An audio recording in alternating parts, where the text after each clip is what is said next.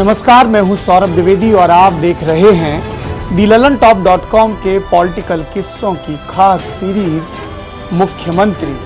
और आज बात हिमाचल प्रदेश के 5वें मुख्यमंत्री प्रेम कुमार धूमल की, जो 10 बरस तक इस पद पर रहे हैं और 2017 के विधानसभा चुनावों के बाद तीसरी बार काबिज होने की हसरत पाले हुए हैं।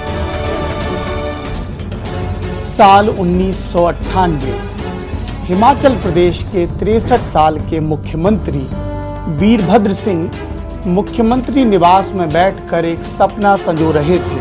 सपना 13 साल पुरानी चुनावी परिपाटी को तोड़ने का कि कोई भी पार्टी सत्ता में वापसी नहीं कर पाती। उन्हें विपक्ष बिखरा हुआ नजर आ रहा था। उन्हें कांग्रेस का पुनरुद्धार भी दिख रहा था। पुनरुद्धार की 1990 में जो कांग्रेस उनके नेतृत्व में 68 में 8 सीटों पर पहुंच गई थी, वही 1993 में हुए चुनावों में 8 से बढ़कर 50 का आंकड़ा पार करने में सफल रही थी। ऐसे में वीरभद्र सिंह ने तय समय से 9 महीने पहले ही विधानसभा भंग करने की संस्तुति कर दी और चुनाव के लिए कमर कस ली। ये प्रेम कुमार धूमल के पॉलिटिकल किस्से में मैं वीरभद्र सिंह की बात क्यों कर रहा हूँ, क्योंकि वीरभद्र सिंह की ये गलती प्रेम कुमार धूमल के लिए एक शानदार राजनीतिक प्रस्तावना साबित हुई। 1998 का दौर, अटल आडवाणी का दौर, जब दूसरी पांत के नेताओं को महत्वपूर्ण जिम्मेदारी दी जा रही थी। ऐसे ही एक नेता थे गुजरात के नरेंद्र मोदी, जिन्हें पार्टी ने महासचिव बनाया था। वह हिमाचल प्रदेश के प्रभारी थे। दिसंबर 1997 में जब पार्टी को इस बात की भनक लगी कि वीरभद्र सिंह चुनाव की तैयारियों में हैं, तो श्री ज्वालामुखी के गीता भवन में भारतीय जनता पार्टी की एक महत्वपूर्ण मीटिंग हुई। मीटिंग में शांता कुमार थे, प्रेम कुमार धूमल थे, नरेंद्र मोदी थे और हिमाचल भाजपा के कई कद्दावर नेता थे। सभी नेताओं ने अपनी बात रखी। आखिरी में बारी आई शांता कुमार की। कार्यकर्ताओं को, नेताओं को उनके जोशीले भाषण की उम्मीद थी, लेकिन शांता कुमार ने नाराजगी के साथ कहा, मैं इन चुनावों में लीड नहीं कर सकता। मैं हार का ठीकरा अपने सर फोड़ने के लिए तैयार नहीं हूँ। शांता कुमार को लगा कि इसके बाद पार्टी का केंद्रीय नेतृत्व उनकी मान मनव्वल करेगा, सारे टिकट वितरण उनके हिसाब से होंगे। लेकिन नरेंद्र मोदी को शांता कुमार का ये तरीका अखर गया। आखिरी में वो बोले, उन्होंने कहा कि चुनाव है, किसी न किसी को तो लीड करना ही होगा। शांता कुमार जी ना सही तो कोई और सही। और ये कोई और कौन था? ये थे प्रेम कुमार धूमल, जो पिछले 2 बरस में नरेंद्र मोदी के खासे करीबी हो गए थे। ये प्रेम कुमार धूमल कौन थे? प्रेम कुमार धूमल जिन्होंने युवा राजनीति से शुरुआत की थी, 2 बार सांसदी का चुनाव जीते थे हमीरपुर से और 2 ही बार हारे थे। और 1993 के दरमियान वो प्रदेश अध्यक्ष बने थे और जिस वक्त ये मीटिंग हो रही थी तब भी वह भाजपा के प्रदेश अध्यक्ष थे। लेकिन केंद्रीय नेतृत्व शांता कुमार को किनारे करने के लिए तैयार नहीं था।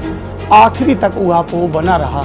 चुनाव के कुछ रोज पहले ही नरेंद्र मोदी अटल आडवाणी को अपनी युक्ति समझाने में सफल रहे और ऐन चुनावी वेला पर प्रेम कुमार धूमल के नाम का ऐलान कर दिया गया और उसके बाद से धूमल की राजनीतिक गाड़ी चल निकली।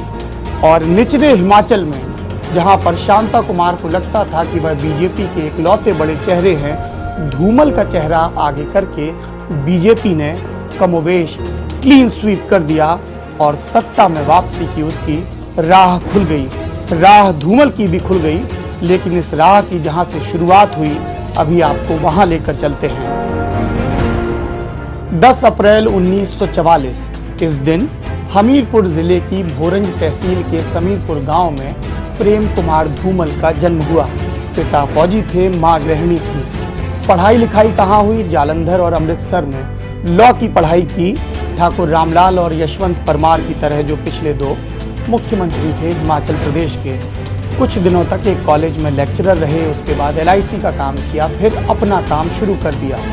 पत्नी का नाम शीला, 2 बेटे हुए अरुण ठाकुर और अनुराग ठाकुर। चूंकि अरुण राजनीति में नहीं है इसलिए हिमाचल के बाहर उन्हें कम लोग जानते हैं। अनुराग ठाकुर को खूब जानते हैं, जो हमीरपुर से 3 बार से लोकसभा के सांसद हैं। सियासी शुरुआत भारतीय जनता पार्टी से की, संघ का रास्ता नहीं लिया, सीधे संगठन का, उसके युवा मोर्चे का काम देखने लगे।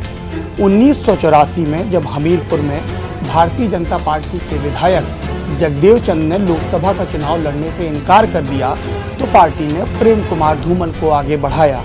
वो चुनाव हार गए, लेकिन राजनीतिक महत्ता स्थापित हो गई और इसका फायदा मिला 1989 में शांता कुमार तो चुनाव जीते कांगड़ा से और धूमल चुनाव जीते हमीरपुर से। 1991 में भी जीत का ये सिलसिला कायम रहा। जगदेव चंद उनके राजनीतिक गुरु थे। 1993 में जब उनका निधन हुआ तो उसके बाद धूमल ने सूबे की सियासत में भी और दिलचस्पी लेना शुरू कर दिया। प्रदेश के अध्यक्ष भी बना दिए गए, लेकिन उनको पहला बड़ा राजनीतिक झटका मिला 1996 में, जब वो लोकसभा का चुनाव कांग्रेस के कटोच के हाथों हार गए। लेकिन इसके बावजूद संगठन पर उनकी पकड़ उतनी कमजोर नहीं हुई थी, अध्यक्षी बरकरार रही थी और इसका फायदा 1998 में मिला। उनको नरेंद्र मोदी की दोस्ती का भी फायदा मिला, जिसका जिक्र आपने शुरुआती किस्से में सुना। 1998 के चुनाव में भाजपा ने प्रेम कुमार धूमल के चेहरे पर चुनाव लड़ा। नतीजे आए तो भाजपा को 31 सीटें मिली और कांग्रेस को 32। चूंकि केंद्र में कांग्रेस के समर्थन वाली सरकार चल रही थी, इसलिए राज्यपाल पर दबाव था वीरभद्र सिंह के नेतृत्व वाले गठबंधन को या दल को बुलाने का।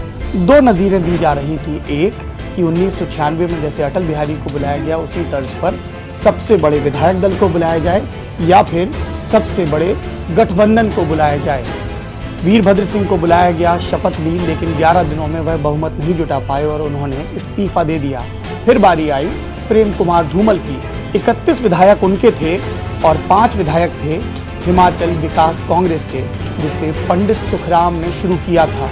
कांग्रेस के नेता पंडित सुखराम, नरसिम्हा राव के दौर में कैबिनेट मंत्री रहे पंडित सुखराम, जिन्हें कांग्रेस में उपेक्षा के बाद नई पार्टी बनाने के अलावा कोई रास्ता नहीं सूझा। मंडी, जो उनका अपना गृह जनपद है, उसमें उन्हें खूब समर्थन मिला और उससे भी ज्यादा समर्थन उन्होंने भाजपा को दिया। कैसे दिया? क्योंकि पंडित सुखराम के पार्टी के कैंडिडेट्स की वजह से वीरभद्र सिंह के 1 दर्जन से ज्यादा कांग्रेसी कैंडिडेट चुनाव हार गए।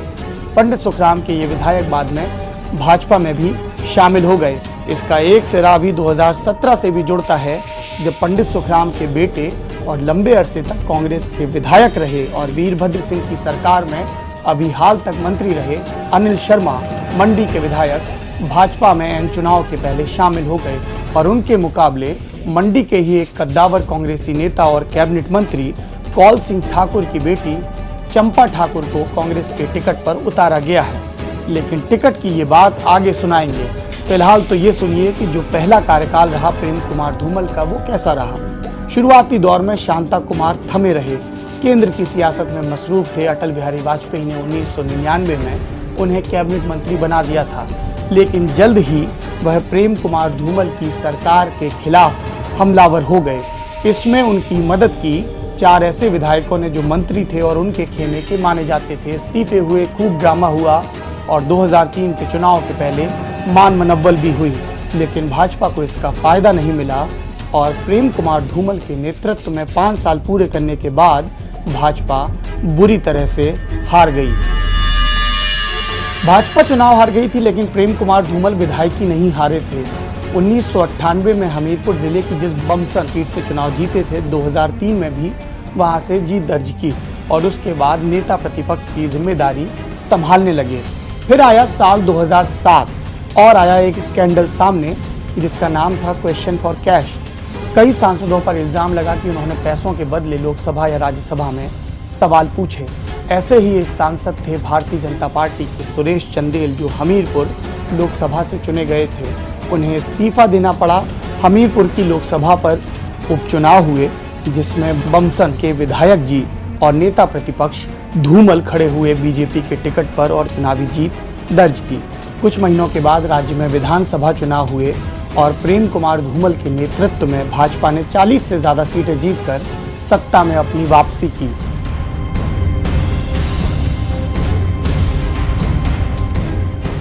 मुख्यमंत्री बनने के बाद हमीरपुर की लोकसभा सीट से प्रेम कुमार धूमल ने इस्तीफा दिया। कांग्रेस पर भाजपा के नेता हमेशा वंशवाद का इल्जाम लगाते हैं, लेकिन अब घिरने की बारी धूमल की थी, क्योंकि उन्होंने हमीरपुर की लोकसभा पर जब एक ही कार्यकाल में दूसरी बार उपचुनाव हुए तो मैदान में उतारा अपने बेटे अनुराग ठाकुर को। इसके बाद अनुराग ठाकुर 2009 और 2014 में भी हमीरपुर की लोकसभा से जीत कर आए।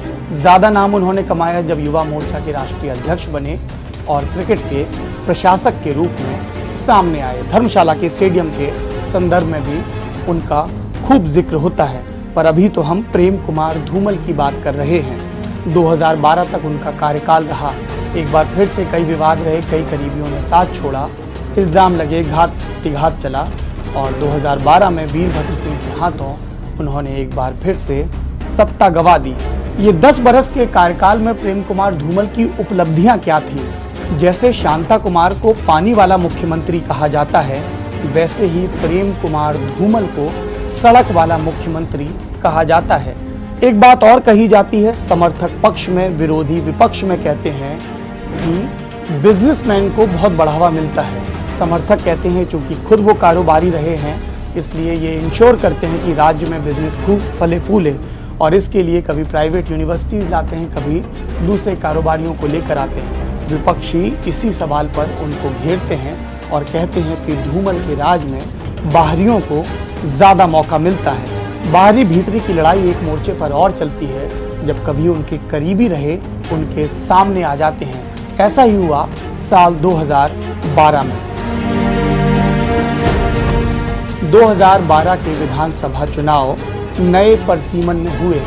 प्रेम कुमार धूमल की जो परंपरागत सीट थी बमसन, वो नया नाम पा चुकी थी, नए ब्लॉक जुड़ गए थे उसमें। अब इसका नाम हो गया था सुजानपुर। ऐसे में प्रेम कुमार धूमल बगल की हमीरपुर विधानसभा सीट से लड़ने चले गए, लेकिन इस किस्से की शुरुआत पहले सुजानपुर से होती है। एक बिल्डर थे पेशे से, राजेंद्र राणा, धूमल के बहुत करीबी।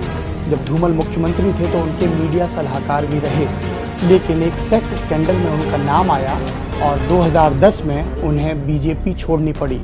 2012 में उन्होंने पर्चा दाखिल किया सुजानपुर से। भारतीय जनता पार्टी ने उनके सामने मैदान में उतारा 2 बार विधायक रही उर्मिल ठाकुर को। ये उर्मिल ठाकुर जगदेव चंद की बहू थी। जगदेव चंद आपको ध्यान है ना, अभी थोड़ी देर पहले बताया था 1984 में जिनके चुनाव लड़ने के लिए मना करने पर धूमल पहली मर्तबा लोकसभा का चुनाव लड़े थे। वही जगदेव चंद जिनकी मौत के बाद धूमल सूबे की राजनीति में सक्रिय हुए थे। उर्मिल उन्हीं की बहू है, लेकिन लोगों को लगा कि धूमल के असली कैंडिडेट तो राजेंद्र राणा हैं और राजेंद्र राणा ने जीत हासिल की। उधर हमीरपुर की सीट का भी एक जगदेव चंद कनेक्शन है। यहाँ पर प्रेम कुमार धूमल के सामने कांग्रेस के टिकट पर मैदान में थे नरेंद्र ठाकुर, जो कि जगदेव चंद के ही दूसरे बेटे हैं। एक बेटे जिनकी बहू उर्मिल ठाकुर, दूसरे बेटे नरेंद्र ठाकुर। करीबी मुकाबला रहा, हालांकि प्रेम कुमार धूमल 9000 के लगभग वोटों से आखिरी में जीत दर्ज करने में सफल रहे। विधानसभा के चुनाव के लिहाज से एक संतोषजनक मार्जिन कहा जा सकता है, लेकिन वीरभद्र सिंह के हाथों ओवरऑल उन्होंने सत्ता गंवा दी। इसके बाद भी वो सूबे की राजनीति में लगातार सक्रिय रहे और उम्मीद कर रहे हैं कि 2017 के चुनाव में अगर भाजपा की वापसी होती है तो मुख्यमंत्री तीसरी मर्तबा वही बनेंगे। प्रेम कुमार धूमल, उनके 10 साल के कार्यकाल को हिमाचल प्रदेश कैसे याद रखेगा? प्रेम कुमार धूमल को याद रखा जाएगा शांता कुमार का पकड़ाया गया अनिच्छा से ही सही बैटन सफलतापूर्वक आगे बढ़ाने के लिए।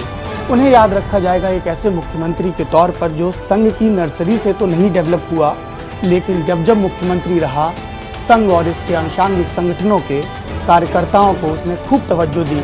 इसको लेकर कांग्रेस उनको बहुत घेरती भी है। वीरभद्र भी कहते हैं कि जब धूमल सरकार में होते हैं तो पूरे सरकारी कर्मचारियों का राजनीतिकरण कर देते हैं, लेकिन धूमल सियासतदां हैं और अब लगता है कि Amit Shah school of politics में भी ढल गए हैं, इसलिए उन्हें ये याद रहता है कि आखिरी में जीत को ही मान मिलता है। और इसीलिए उत्तर प्रदेश के या बिहार की तर्ज पर हिमाचल प्रदेश में भी जो भी विपक्षी खेमे के दमदार नेता हैं, उनको अपनी तरफ बिना लाग लपेट के किया जा रहा है। जैसे कि मैंने मंडी में अनिल शर्मा का जिक्र किया। 2017 के चुनाव के नतीजे आने के बाद प्रेम कुमार धूमल शायद अपनी आखिरी बड़ी सियासी लड़ाई लड़ें।